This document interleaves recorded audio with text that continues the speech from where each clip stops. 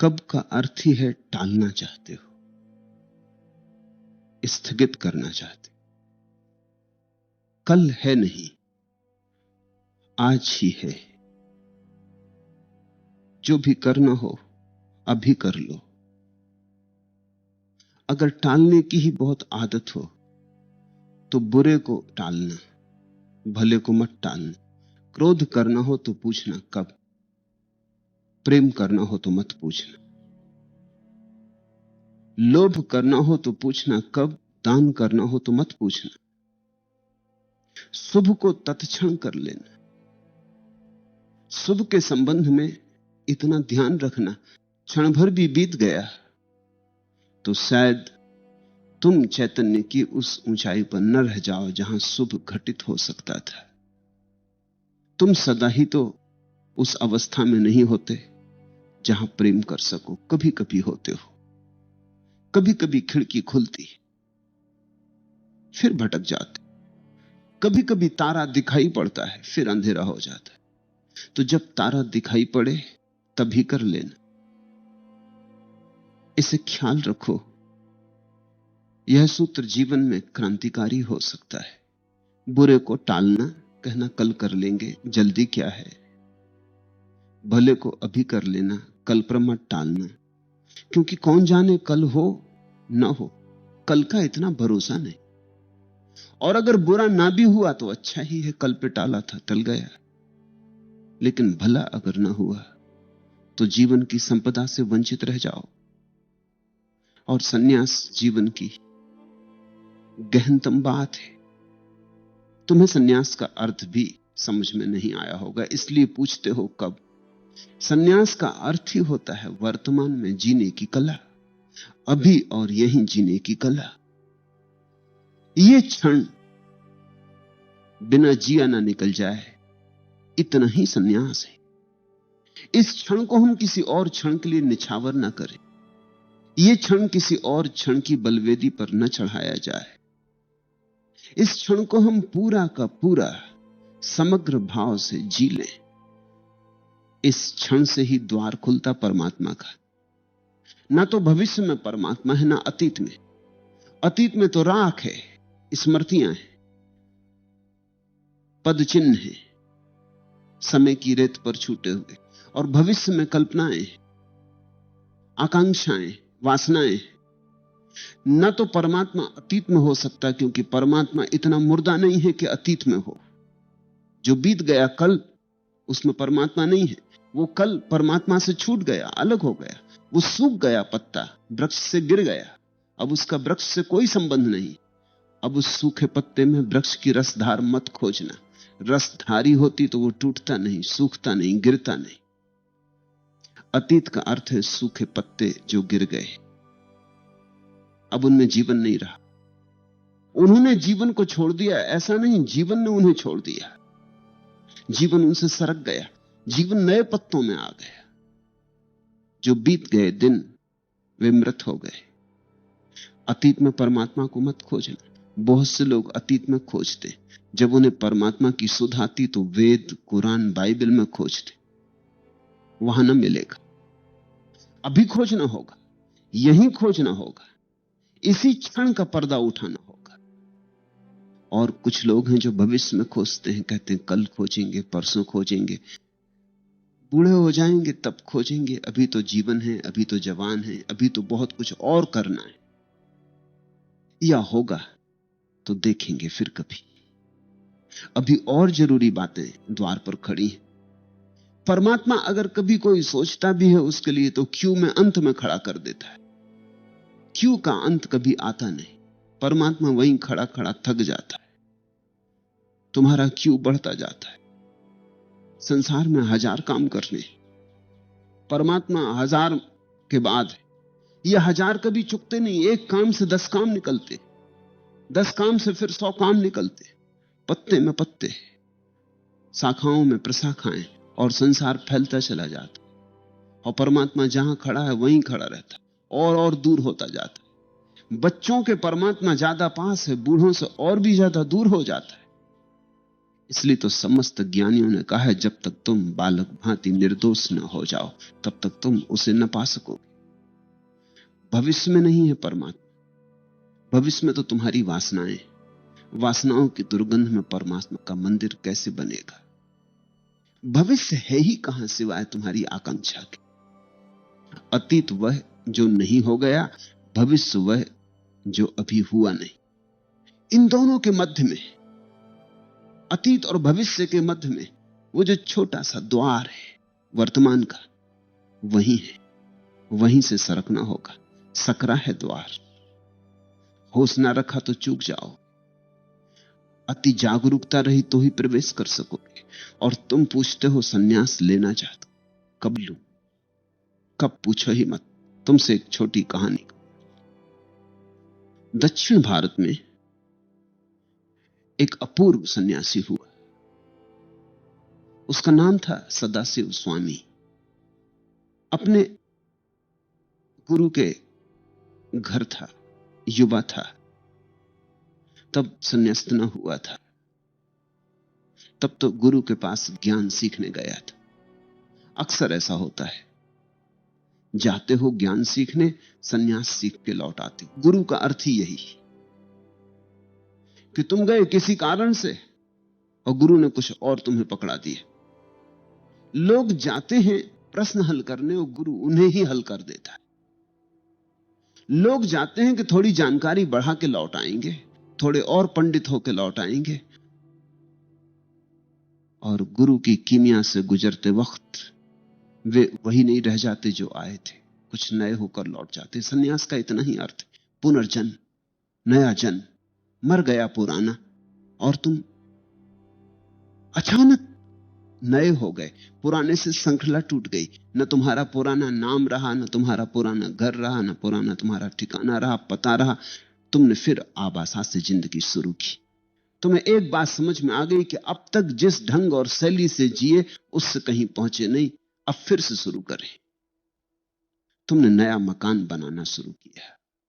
सन्यास पुराने मकान में लीपापोती नहीं है, सन्यास पुराने मकान का जीर्णोद्धार नहीं है। सन्यास मकान की बुनियाद है और बुनियाद से ही शुरू करना होता है। और ध्यान रखना, पुराने मकान को तुम लाख लीपापोती करो, टेके लगाओ, सहारे लगाओ, पुराना मकान पुराना ही रहता है। पलस्तर बदल दिए, फर्नीचर बदल दिया, सब टीमटाम ऊपर की होगी, मकान पुराना है और पुराना ही रहेगा। नया मकान बनाना हो तो नया ही बनाना होता है। तो गया था सदाशिव, तब वो स्वामी नहीं था, युवा था, ज्ञान की तलाश में था, जिज्ञासु था, दार्शनिक होने की धुन थी उसे। तो गुरु के पास रहा, खूब सीखा, असली बात न सीखी, सब व्यर्थ सीख लिया। गुरु जो कहता था उसके शब्द सीख लिए, गुरु को जो जो मालूम था वो सब उसने कंठस्थ कर लिया। वो गुरु को धोखा दे रहा था, खुद भी धोखा खा रहा था, क्योंकि गुरु जो कहता है उस पर गुरु समाप्त नहीं है।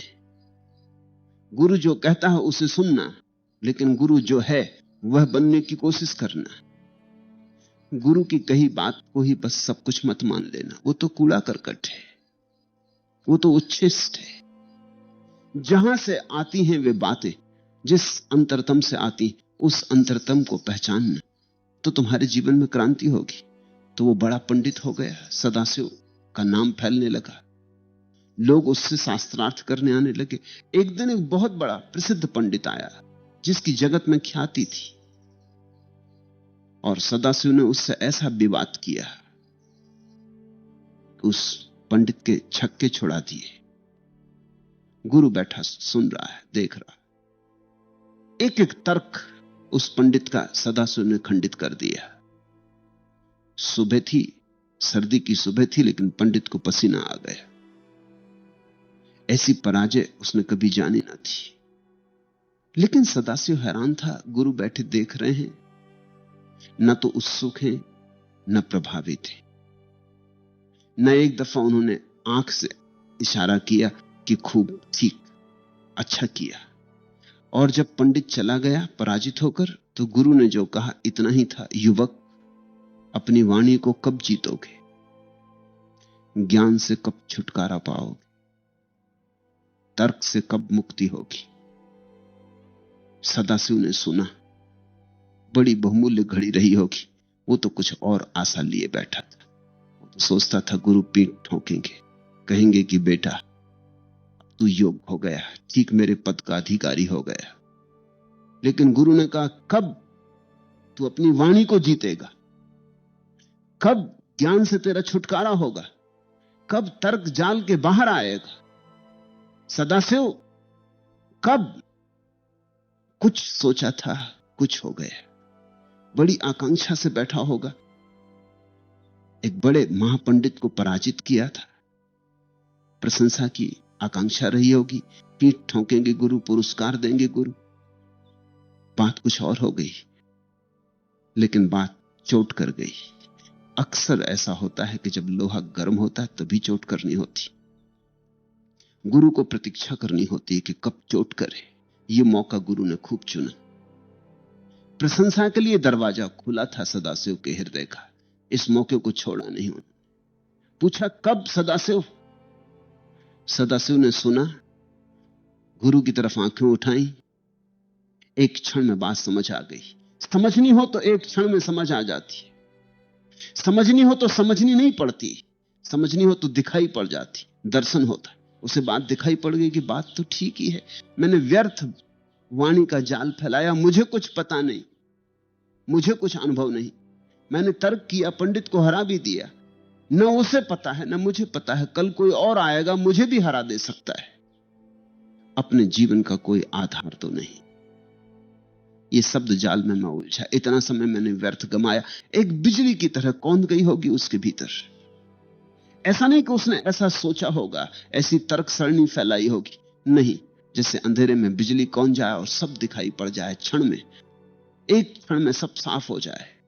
उसने गुरु के चरणों में सिर रखा और कहा, पूछते हैं कब? करने का क्षण तो अभी है, अभी हो गया। कहा, पूछते हैं कब? आशीर्वाद दे, अभी हो गया। और उस दिन से सदाशिव मौन हो गया। फिर जीवन भर नहीं बोले ही नहीं, बात ही खत्म हो गई। उस दिन से सदाशिव मुनि हो गया। उस दिन संन्यास्त हो गया। गुरु के चरणों में जो झुका सो झुका। वहीं चरणों में वाणी छोड़ दी, तर्क छोड़ दिए, ज्ञान छोड़ दिया, सब छोड़ दिया।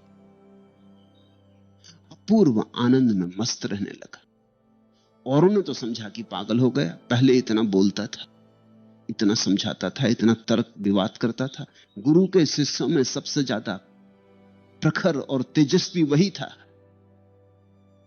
लोग सोचने लगे पागल हो गया, ऐसे क्या हो गया बेचारे को।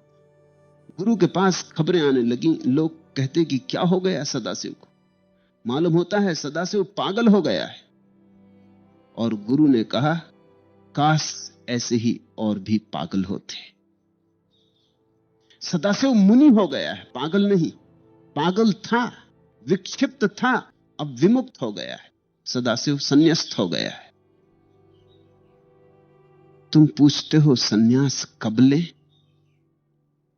लेना हो तो अब, न लेना हो तो कब?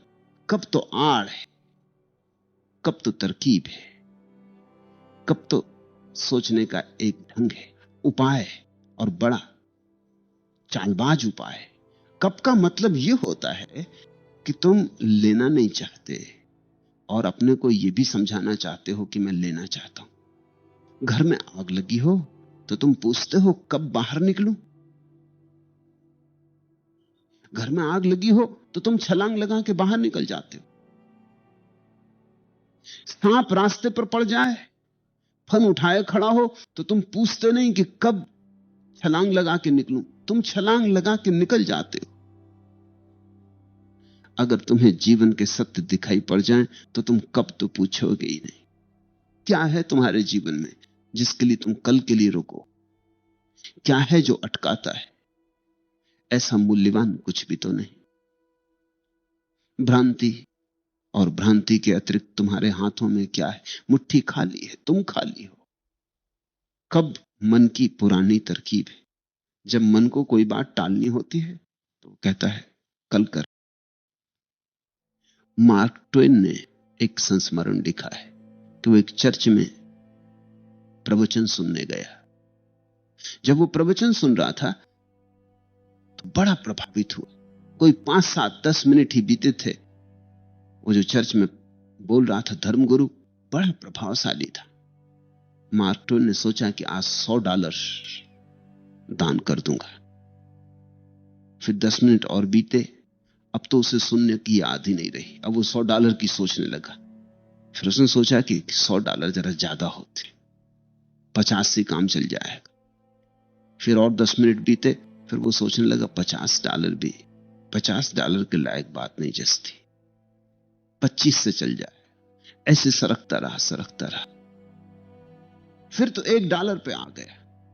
जब आखिर प्रवचन होने के करीब था तो $1 पर आ गया। फिर उसने अपने संस्मरण में लिखा है कि तब मुझे ख्याल आया और तब मैं एकदम निकल भागा चर्च से, क्योंकि मुझे डर लगा कि जब चंदा मांगने वाला व्यक्ति थाली लेके घूमेगा तो अब मेरी हालत ऐसी हो गई थी कि मैं थाली में से कुछ लेके अपनी जेब में न रख लूं। 100 देने चला था। इस डर से जल्दी से चर्च के बाहर निकल आया कि कहीं थाली में से कुछ उठा के अपनी जेब में न रख लूं। तुम सोचते हो कल सन्यास लोगे? कल तक तुम्हारी संसार की आदतें और मजबूत हो जाएंगी। कल तक तुम और अपने बंधनों को पानी से सींच दोगे। 24 घंटे और बीत जाएंगे। 24 घंटे तुम और पागल रह चुके होगे। 24 घंटे तुमने और जाल फैला लिए होंगे, और वासनाएं और आकांक्षाएं और उपद्रव बना लिए। अभी नहीं छूट सकते तो कल कैसे छूटोगे? परसों तो और मुश्किल हो जाएगा। बात रोज रोज मुश्किल होती जाएगी। ऐसे ही बहुत देर हो चुकी है। इसलिए मैं तुमसे सिर्फ इतना ही कहूंगा, जो भी करना हो उसे क्षण में कर लेना, क्योंकि वर्तमान की ही केवल सत्ता है, वही है। यह शाश्वत अब, यह इटर्नल नाउ, बस यही काल का स्वभाव है। मैंने सुनी है एक अद्भुत कहानी। फाचांग नाम का एक अद्भुत सद्गुरु हुआ। उसका इतना ही उपदेश था, अभी, यही, बस 2 शब्दों का ही उपदेश था। सम्राट ने उसे बुलाया था जापान के प्रवचन करने, तो वो मंच पे खड़ा हुआ। सम्राट बैठा, उसके दरबारी बैठे, बड़ा आयोजन किया था। फाचांग बड़ा प्रसिद्ध गुरु था। खड़ा हुआ, उसने जोर से टेबल पीटी और कहा अभी, यही। नीचे उतरा और वापस चला गया। सम्राट तो बहुत चौंका। उसने अपने वजीरों से पूछा, ये क्या मामला है? ये कैसा प्रवचन? ये टेबल पीटना और कहना अभी और यहीं, ये बात क्या है? उसके वजीरों ने कहा कि महाराज, इतना ही उनका उपदेश है। और इसमें उन्होंने सब कह दिया जो समस्त कालों में बुद्धों ने कहा है। शुभ करना हो तो अभी और यहीं। फिर फाचांग मरता था। उसके मरने के समय की घटना है। बिस्तर पर मरणासन्न पड़ा है। अंतिम घड़ियां, शिष्य इकट्ठे हुए।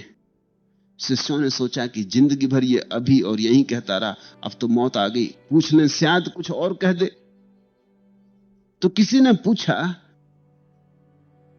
वर्तमान में जागरूक होने के सिद्धांत को आप हमें एक बार और समझा दें। फाचांग ने आंख खोली। उसी समय झोपड़ी के छप्पर पर एक गिलहरी दौड़ी और उसने ची ची किटकिट की। फाचांग बोला, यही, यही, इसके अतिरिक्त और कुछ भी नहीं। It is just this and nothing else.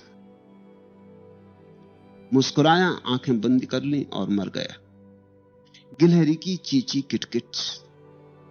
और उसने कहा, यही। ये कोयल को सुनते? कोयल इसी क्षण में कुहू कुहू कर रही है। एक क्षण पहले इसकी योजना नहीं बनाई थी उसने, और एक क्षण बाद इसकी याद भी नहीं रखेगी। ऐसा नहीं है कि उसके पास कोई ब्लूप्रिंट तैयार है। कि कब करना, कि 8:25 पर कुहू कुहू करना। और जब एक दफा कर ली कुहू कुहू, तो फिर पीछे लौट के भी नहीं देखती कि कुहू कुहू की। जो हो गया हो गया। ऐसे निसर्ग में जीने का नाम ही सन्यास है।